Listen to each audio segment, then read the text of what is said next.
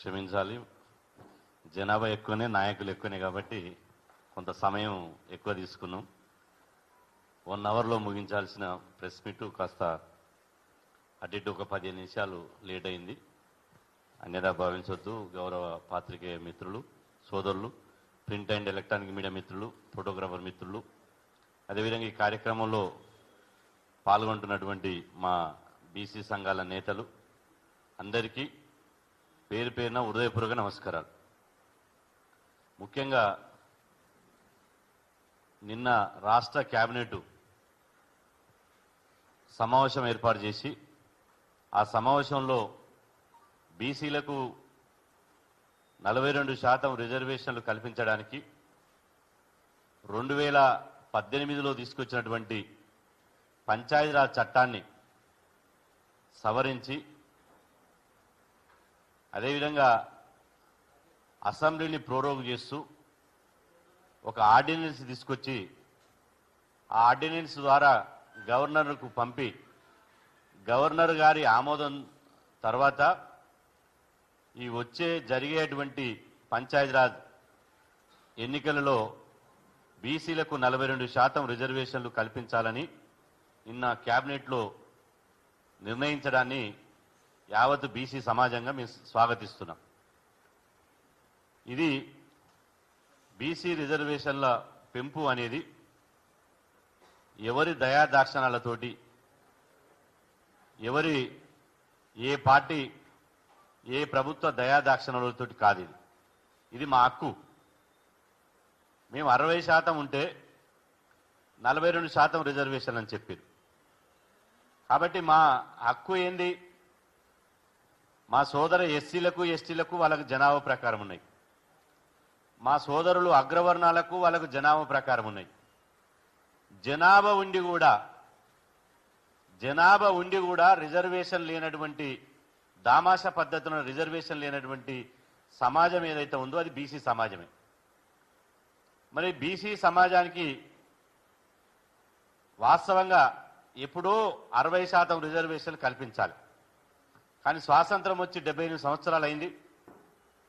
స్వాతంత్రం వచ్చిన తర్వాత ఇతర వర్గాలకు రిజర్వేషన్ ప్రారంభమైనాయి. కానీ బీసీలకు ఎప్పుడు రిజర్వేషన్ ప్రారంభమైనాయి? స్వాతంత్రం వచ్చిన తర్వాత 42 సంవత్సరాల తర్వాత ఈ దేశంలో బీసీలకు రిజర్వేషన్ ప్రారంభమైనాయి. 42 సంవత్సరాల తర్వాత ఇతర సామాజిక వర్గాలకు జనాభా ప్రాతిపదికన రిజర్వేషన్ అమలైతే బీసీలకు మాత్రం కేవలం అత్యవసర రిజర్వేషన్ స్టార్ట్ చేశారు.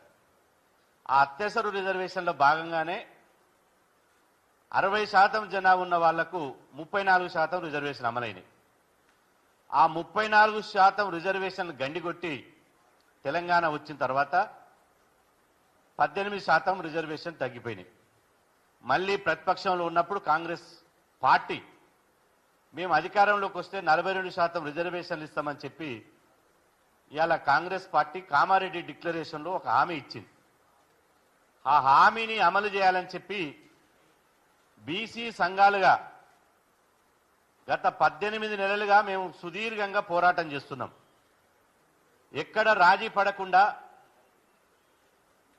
ఒకవైపు సంప్రదింపులు జరుపుతూనే ఇంకొక వైపు కలెక్టరేట్ల ముట్టడిలు, ధర్నాలు, ర్యాలీలు, చెలో హైదరాబాద్ లాంటి పిలుపును తీసుకొని మేము ఒక ఉద్యమాన్ని కంటిన్యూగా 18 నెలల సంధి మేము పోరాటం చేస్తున్నాం.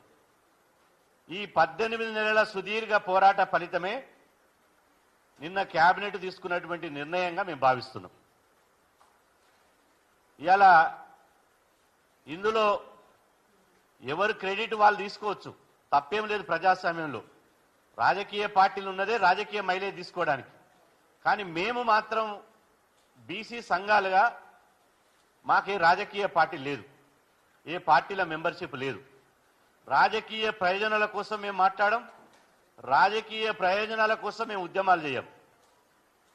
మా యొక్క ప్రయోజనాలల్లా మా బీసీ కులాల ప్రయోజనాలు మాత్రమే.